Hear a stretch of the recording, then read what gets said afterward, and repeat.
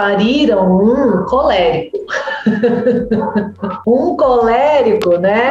Do extremo da régua. Aquele colérico mesmo que paciência não veio de fábrica. Então, toda a paciência do planeta nós vamos ter que ajudar ele a aprender, a adquirir, porque não veio de fábrica, né? Então, o que acontece? Todos nós temos os 4 temperamentos, né? Mas alguns sobressaem aí na gente. E quando a gente tem um menino desse, é um menino que nasceu com um chamado para ser líder. Ele quer liderar, ele quer mandar no negócio, sabe? Ele nasceu para isso, para dar conta de alguma coisa grande. Pode ser uma empresa, um projeto, um empreendimento, alguma coisa. E aí ele vem já com essa energia toda de, né, botar a banca, eu sozinho, eu consigo, eu faço, eu sei, eu quero, né? Então vem com a vontade forte, nunca esquece, com muita energia para realmente fazer a obra que ele veio aí para fazer, que a gente talvez não saiba qual é, mas que ele vai descobrir nessa vida, né? A que ele foi chamado. Então a gente, por outra vez, né, por nosso lado, tem um chamado muito grande de dar conta de educar essa criança que veio com essa energia toda, com esse temperamento forte todo. E aí, assim, é um grande convite. Eu brinco que os pais dessas crianças não são convidados para evoluir, não. São intimados, né? Vem a intimação e fala, vai evoluir, porque se não evoluir, vai ter dificuldade para lidar com essa criança, porque são crianças que realmente nos tiram da zona de conforto, eles nos desafiam muito mais, porque aquilo que funciona com a maioria das crianças não funciona com essa. Aquilo que a maioria das crianças, né, fica tranquila, essa aqui não acalma. Aquilo que é suficiente para a maioria das crianças, para essa aqui não é suficiente, ele sempre quer mais, ele sempre quer mais, ele sempre quer mais. E aí a gente fica, então, com essa sensação de, meu Deus, o que eu faço? Primeira coisa que eu diria para vocês é, a gente precisa estudar para ter recurso com essa criança. Estudar, saber mesmo como conduzir. Então, assim, existem algumas formas de conduzir, né, de dar realmente liberdade e autonomia quanto possível, mas também é uma criança que precisa de firmeza. A gente precisa deixar ela, né, tomar as decisões daquilo que é possível, mas ela também precisa admirar a gente. E a gente se mostrar autoridade, não autoritário, não autoritária, mas autoridade. Ele precisa ter ali na gente a figura de autoridade. Tem uma coisa boa que é, eu tenho um temperamento mais tranquilo, né? Eu sou mais assim e tal. Então, talvez não entre em confronto com ele. Isso é bom. É melhor não entrar em confronto com ele. Conduzi-lo na categoria sem confrontar, né? Sem dar aqueles nãos diretos. Quando a gente for dar um não direto para essa criança, realmente não vai conseguir, ele vai ficar argumentando, ele vai ficar insistindo, ele vai vencer pelo cansaço. Então a gente precisa de estratégia para conseguir levá-lo, conduzir o cérebro dele. A gente precisa entender do cérebro para conseguir conduzir ele, porque a gente precisa que ele faça, né? Senão a gente vai ficar na mão dele, refém dele. Um dia vai dar certo, outro dia vai dar aquela confusão toda e a gente não vai saber como lidar, né? Então, assim, é uma criança que vai precisar muito mais do nosso manejo, da gente aproveitar a força dele para fazer as coisas. Por exemplo, né? Ele quer fazer alguma coisa lá e tal que não tem como ser feita agora. Aí você fala, você quer fazer isso? Você não fala, filho, agora não dá para fazer. Já dá aquela confusão, né? Você fala, você quer fazer isso? Legal! E aí você pode levá-lo a perceber por que não dá. Mas para fazer isso, a gente precisa estar onde? Quanto tempo a gente precisa? E o que a gente vai fazer daqui a pouco? Então, ele é uma criança que ele vai chegando às conclusões antes da gente entregar o não para ele, sabe? E aí ele entende e fala, então não dá para fazer agora, né? Não dá. Então vamos fazer amanhã? Ele mesmo às vezes traz, sabe? Então, pra gente ficar não confrontando. Se confrontar, vai sempre dar essa confusão toda e a gente vai, meu Deus, como é que sai disso aqui? E ele fica na raiva, ele fica, como vocês falaram, raivoso, furioso, né? Agitado. Então eu preciso achar o jeito de conduzi-lo sem ficar falando, isso não dá pra fazer agora, isso não dá tempo, não, assim não. Cada vez que eu jogar um não cravado na frente dele, eu posso ter essa raiva toda vindo à tona, essa agitação toda vindo à tona, né? Porque ele mesmo já faz isso com ele, qualquer coisa que ele não consiga, ele já fica raivoso todo. Se a gente também entregar para ele alguns nãos assim, ele vai para esse lugar de raiva também, de um jeito que não é legal. Então a gente encontrar meios de conduzi-lo sem entregar o não direto para ele. Por isso que a gente precisa estudar. É aí que entram as técnicas de estudar para entender como entregar esses nãos para ele. Outra coisa, uma criança dessa, geralmente, a gente tem a sensação que está entregando muito e eles têm a sensação que estão recebendo pouco, que ainda não foi suficiente, né? Que a gente ainda não atendeu. Quanto, né? Quanto que eu tenho que entregar? Quanto que eu tenho que estar disponível para brincar? Muito, muito. E 2 horas de tela por dia é bastante para 4 anos. É realmente legal que a gente esteja mais disponível, brinque mais, faça mais coisas junto, peça ajuda dele para as coisas que a gente vai fazer na casa, para coisas que a gente vai... Se vai preparar alguma coisa na cozinha, peça ajuda. Se vai limpar alguma coisa, peça ajuda. Envolva, porque ele tem muita energia. Ele realmente tem muita energia. Então, envolva ele nas atividades, nas coisas, para ele gastar essa energia e ir participando das coisas, para não ficar na tela. O videogame, especificamente, os jogos eletrônicos para esse temperamento, podem ser muito potencializados. Então, se o game já pilha qualquer criança, essa criança que já é pilhada, ele pilha mais, né?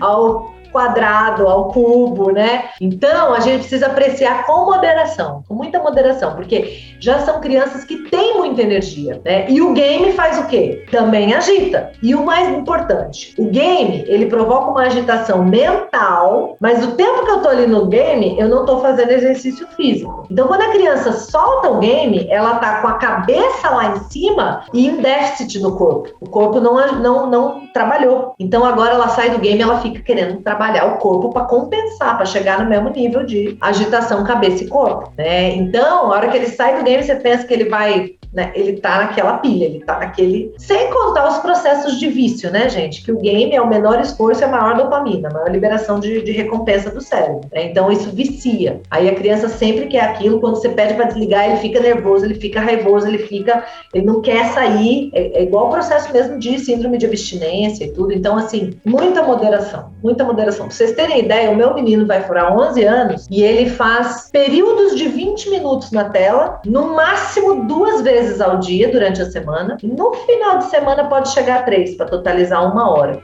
de tela só. A gente não vai além disso porque não é muito saudável, sabe? A gente tem visto coisas muito dramáticas nesse sentido. Ontem eu atendi uma família que é a menina com 15 anos, 7ª tentativa de suicídio. E o maior problema, a maior reclamação dos pais, não sai das telas, não sai do celular. Então, quando a gente vê com 4 anos, né, 2 horas, já é bastante. Então é melhor realmente estar mais disponível, brincar mais, fazer mais coisa, cria circuito em casa, bota esse menino para gastar essa energia, para correr, para brincar, para pular, para sair com ele, vai para rua mesmo, bicicleta, corrida, pracinha, parquinho, balanço, o que puder, para não começar a criar esse hábito de já ficar muito tempo nas telas pilhando a cabeça ali, porque realmente é algo que a gente planta agora e depois começa a colher frutos perigosos. Então, e à medida que a gente gastar essa energia toda também, ele vai se acalmando, né? Agora, é um trabalho de uma vida, né? A gente vai trabalhar com ele para sempre. Isso vai ser sempre um trabalho, um caminho de evolução dele. Essa questão da paciência, né? Do respirar, do interiorizar, do ouvir. Porque geralmente não é uma criança muito dada ao ouvir, não tem muita paciência nem para escutar a gente terminar de falar, né? Já quer porque quer aquilo que ele, né, determinou que quer. O que funciona muitas vezes bem com essas crianças? Combinados. Quando você combina antes com a criança, avisa o que vai ser. Então, por exemplo, ele vai ficar os 30 minutos até chegar na escola. Então, você já pode lembrar, né? Você lembra que nós vamos para a escola, vamos ficar no carro? O que você quer levar para passar o tempo lá dentro do carro? Quer levar um caderno para ir desenhando nesse caminho? Sempre fora de telas, tá, gente? Não celular não, essas coisas não, tá? Mas quer levar algum brinquedo para você ir, né, brincando até chegar lá? Quer levar um papel e caneta? O que você quer levar hoje para poder passar esse tempo, né? Ou que música nós vamos ouvindo? Pode ser isso também. Que histórias nós vamos ouvindo? A tela pode entrar nesse lugar de uma história que vai ouvindo. Tem várias histórias, canais de história, né, que a gente pode acessar para a criança ir ouvindo até chegar na escola, por exemplo. Então a gente pode ir buscando alguns recursos e já combinando com ele, já envolvendo ele nesses processos, para ele ir também aprendendo a esperar com recursos, com possibilidades. Que brincadeira nós vamos fazer? Eu começo uma história, você continua. Aí eu vou levando, ele começa a história, ele continua. Aí continua, você continua. Então, trazendo mais ludicidade, trazendo mais historinha, musiquinha, brincadeira para a vida dele. Que sempre que eu for fazendo musiquinha, historinha e brincadeira, vai ficando mais fácil de conduzir essa criança e de fazer com que ela faça aquilo que precisa ser feito, né? E que ela tenha, né, a condução ali um pouco mais harmoniosa. Eu também brinco com as histórias do ovo pedagógico. Cozinha ovo, deixa esfriar e dá para a criança descascar. É legal. Descascar algumas frutas também é legal. Picar um tomate com uma faca adequada é legal, né? Uma faca que corte o suficiente, mas de repente sem ponta, né? Então é legal. São coisas que vão tomando o tempo da criança e vão trabalhando concentração, paciência, que é algo a ser desenvolvido nessa criança. E aí você pode falar, por exemplo, na hora que ele vai tirar a casca do ovo, né? Se ele for muito rápido e quebrar o ovo, tirar alguma parte do ovo, você tirou, legal, agora vamos tirar a próxima sem estragar o ovinho. E aí você vai devagarzinho construindo isso com ele, né?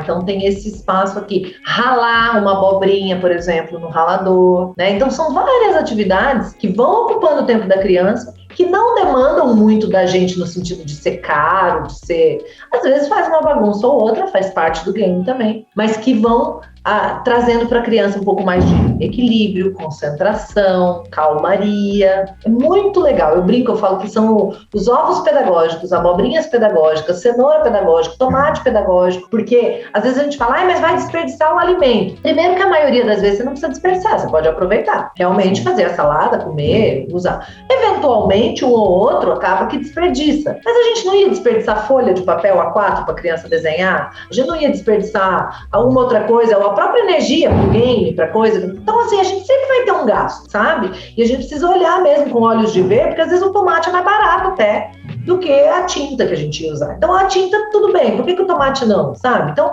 abrir um pouquinho a cabeça nessa fase da criança, embora eu não gosto do desperdício, eu prefiro usar. Eu geralmente dou um jeito de usar, às vezes até congelava. Quando meu filho estava nessa fase, ele fazia alguma coisa, tipo uma abobrinha que eu não usava naquele dia, eu botava no congelador, outra hora eu uso, né? Mas se tivesse limpinho, não jogava fora, não. Para realmente poder ter essas atividades para criança, sabe? Para tomar o tempo delas. Se eu não tiver construído uma ponte de vínculo, de confiança, de admiração desse garoto por nós, adultos, eu vou ter moral para falar alguma coisa para ele? Ele não vai me ouvir. Adolescente já não quer ouvir o pai e a mãe por propriedade da fase que tá vivendo. Mas com um temperamento desse, se eu não tiver construído uma base sólida de vínculo, de relação, de alegria, de conexão, de tempo junto na infância, ele pode sair igual a mola encolhida depois na adolescência e a gente não dá conta. Aí vai para fazer o que quiser. Agora, se eu tiver conseguido estabelecer um vínculo forte, ele até vai, mas ele vai me ouvir. O que eu falar vai ficar ali dentro dele, vai ficar reverberando, sabe? Existe uma relação de confiança. Ele, filho, eu confio em você, eu sei que você está preparado para fazer boas escolhas. E aquilo fica. Opa, eu tenho uma conexão forte com a minha mãe e com meu pai. Eu não vou decepcioná-los, sabe? E isso vai para a vida querendo sim desbravar, fazer e acontecer, mas com um senso de responsabilidade, de conexão, de confiança, de admiração de pessoas que ele tem por referência e que ele não quer estragar tudo. Então é importante a gente pensar nisso, porque se hoje ele vence pelo cansaço, né? Imagina a hora que ele quiser ir para uma balada que vocês acham que é uma balada que não é para ir. Imagina a hora que ele tiver com uma companhia que vocês acham que não é uma companhia adequada. Então aí a gente vai precisar realmente dessa ponte construída na infância. E aí se eu perco o tempo lá, 2 horas de tela, cara, 2 horas por dia com vocês, é muito vínculo, é muita potência, é muito espaço para construir essa relação que eu tô falando. E aí isso tudo, imagina, vai